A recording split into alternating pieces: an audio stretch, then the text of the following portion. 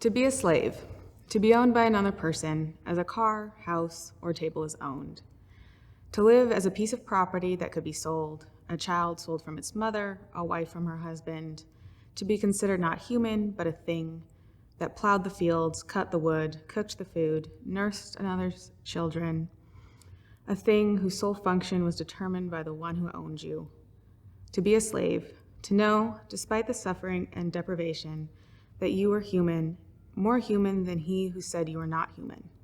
To know joy, laughter, sorrow, and tears, and yet be considered only the equal of a table. To be a slave was to be a human being under conditions in which that humanity was denied.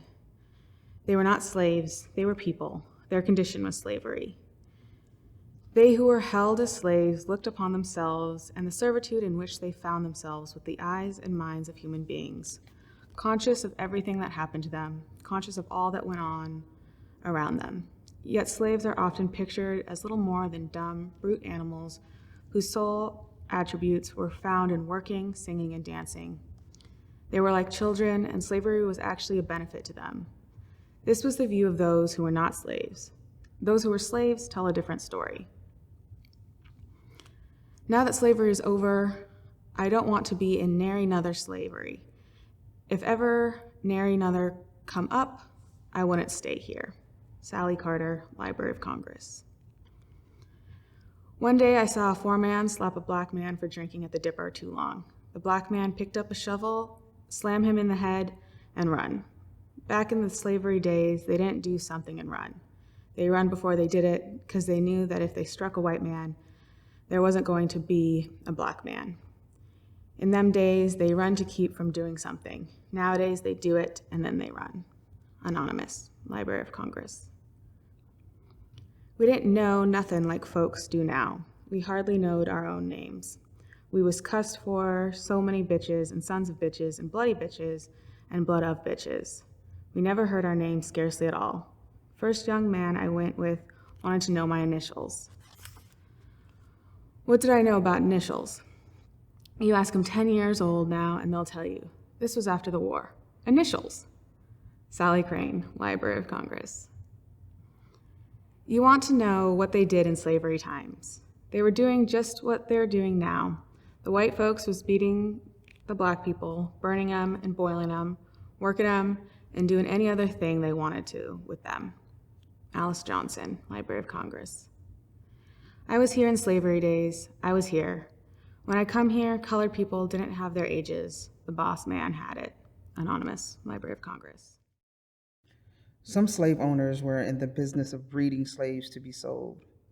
This was particularly true in the state of Virginia, an acknowledged slave breeding state, even on plantations where slave breeding was not the sole purpose for the plantation's existence.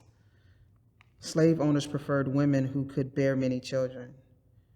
These children became his workforce for the next generation, or if he preferred, he could sell them as infants or as children and make a reasonable amount of money. For the slaves, selling was an occasion of deep sorrow, particularly for a mother who had to stand by helpless as her children were carried away to an unknown place. Sometimes a mother would seek to cheat the auction block. I don't know how old I was when I found myself standing on the topping part of a high stump with a lot of white folks walking around looking at the little scared boy that was me. Prince B, Library of Congress. My mother told me that he owned a slave. My mother told me that he owned a woman who was the mother of 7 children. And when her babies would get about a year or 2 of age, he'd sell them and it would break her heart. She never got to keep them. When her 4th baby was born and was about 2 months old, she just studied all the time about how she would have to give it up. And one day she said, I just decided I'm not going to let old master sell this baby. He just ain't going to do it. She got up and give it something out of a bottle, and pretty soon it was dead. Lou Smith, Boken, page 154. The selling of slaves was inhuman in itself, but many slave owners did not even have the decency to tell a slave that he was going to be sold.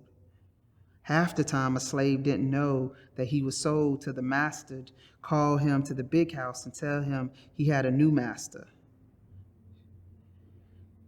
Mingo White, Library of Congress. Never knew who massa done sold. I remember one morning, old white man rode up in a buggy and stopped by a gal named Lucy that was working in the yard. He say, "Come on, get in this buggy. I bought you this morning." Then she begged him to let her tell her baby and son goodbye.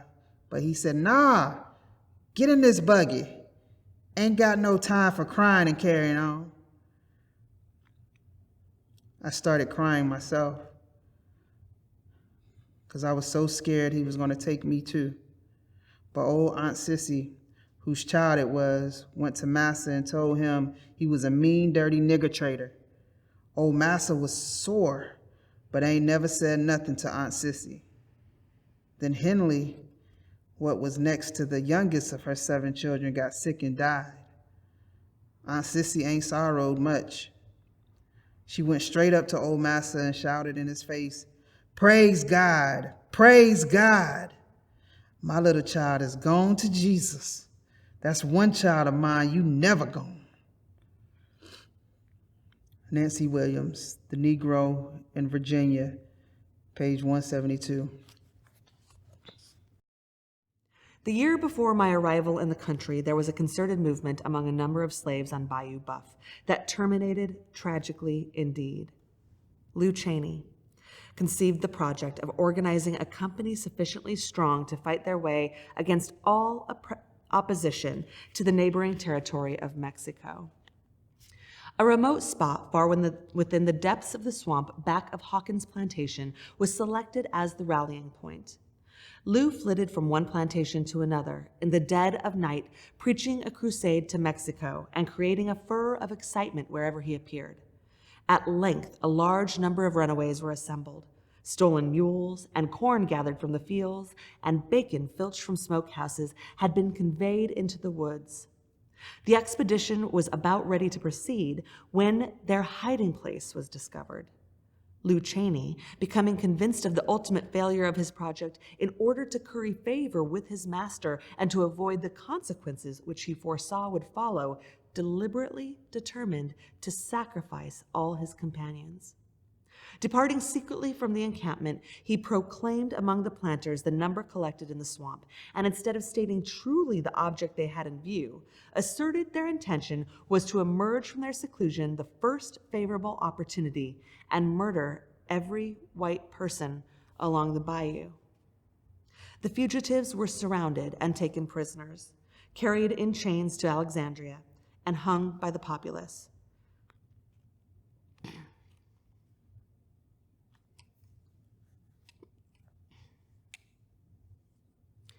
Not only those, but many who were suspected, though entirely innocent, were taken from the field and from the cabin, and without the shadow of process or form of trial, hurried to the scaffold. Lou Cheney escaped and was even rewarded for his treachery. He is still living, but his name is despised and exasperated by all his race throughout the parishes of Rapids and Avoyelles. I hope I pronounced that correctly. The citation reads Northup, pages 247 through 248. The inevitable white response to any mention of a slave insurrection was to insinuate even more force upon the slaves. In 1831, a Virginia slave named Nat Turner led an insurrection in which more than 60 whites were killed. Federal militia was eventually called in to stop the rebellion. And for a long time after, slaves throughout the South lived through a reign of terror. Yet no matter how repressive slave owners became, there were always slaves who tried to escape. who knew little more than that if they followed the North Star, they would eventually reach a place where they would be free. And they were always helped along their way by other slaves. I heard a rap, bump, bump on my door. I answered a hollerin'. Then someone whispered, "Hush, don't say nothing, but let me in." I let her in. Lord, that woman was all out of breath and a begging. "Can I stay here tonight?" I told her she could, so the woman done sleep right there behind me in my bed all night. I knew she had run away, and I was going to do my part to help her along. I took and heard the horses and talking in the woods. Dogs just a-barking. I peeped out the window and saw white folks go by. I didn't move. I was so scared they was going to come in the cabin and search me for that po' woman. Next morning, she stole out from there, and I ain't never seen her no more. The citation reads, Jenny Patterson, The Negro in Virginia, page 133. And it was 2 or 3 miles from the house to the field. He didn't want them to lose time walking backward and forward nursing. They built a long trowel like a great long old cradle and put all the babies in it every morning when the mother came out to the field. It was set at the end of the rows under a big cottonwood tree. When they were at the end of the row, all at once a cloud no bigger than a small spot came up, and it grew fast. And it thundered and lightning as if the world were coming to an end. And the rain just came down in great sheets. And when it got so they could go to the other end of the field, the trough was filled with water, and every baby in it was floating around in the water, drowned. They never got nary a lick of labor and nary a red penny for any of them babies. Ida Hutchinson, Library of Congress. To the slaves, it was clear that slavery existed for 2 reasons: free labor and the money that was gotten from the fruits of that free labor and from selling slaves. A lick of labor and a red penny. Black men, black women, and black children were enslaved because it was profitable to other men. Horrifying. Okay.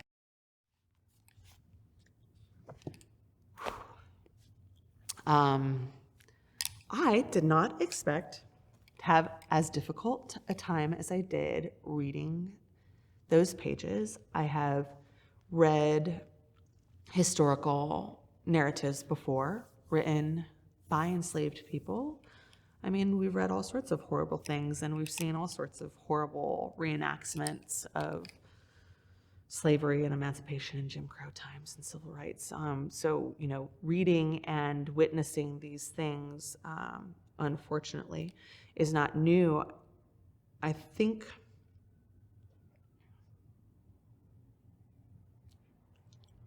I am currently exhausted with what I might refer to as torture porn. I am not calling this torture porn. I'm just sort of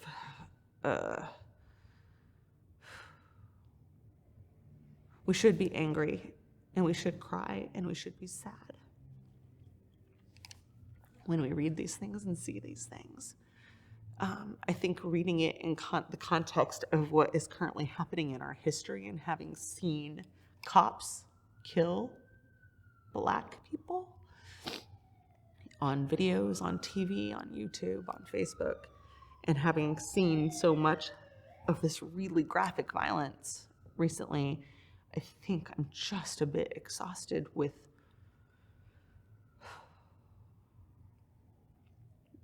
hearing and seeing and reading Black people being hurt. Obviously, I can't look away. It would be an unfortunate use of my white privilege to do so.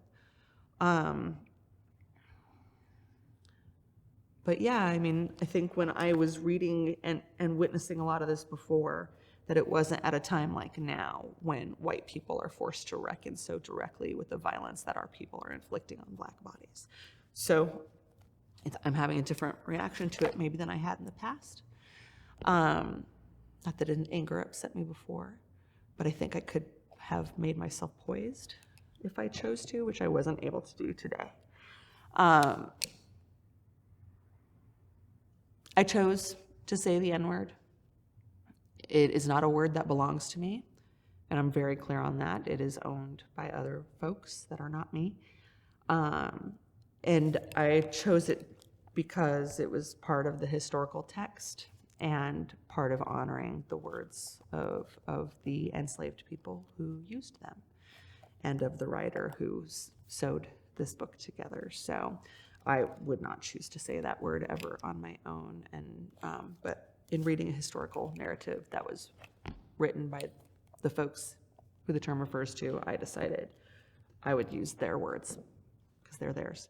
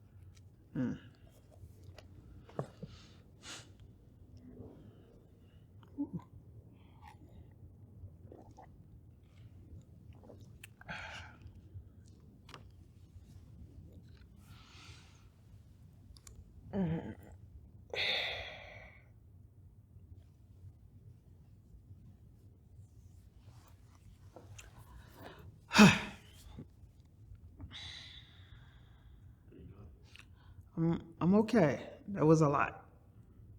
That was a lot. Yeah.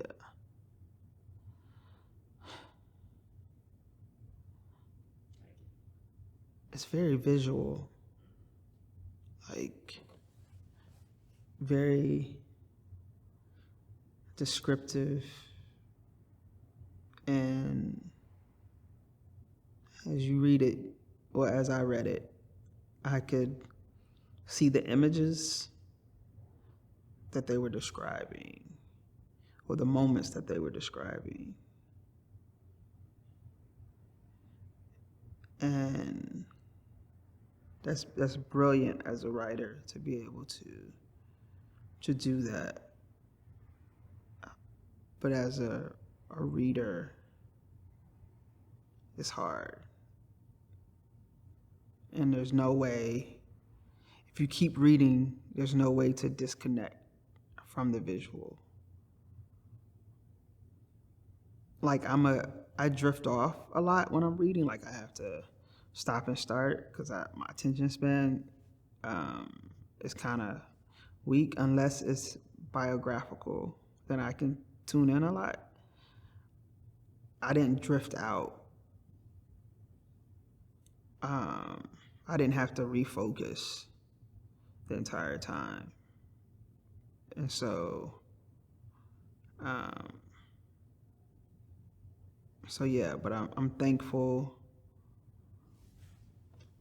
for the stories. And I'm thankful I'm thankful he took the time, Julius Lester, to put them, to give us access to them.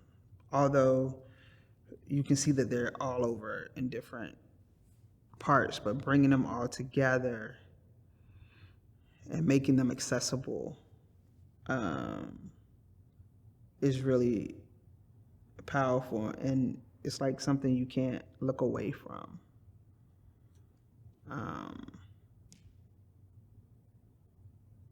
But it's necessary to know and picture and relive that history to make me more appreciative of where I am and what I'm doing, and understanding that none of this came easy.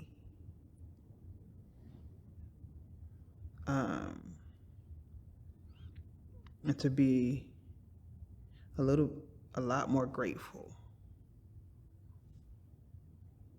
for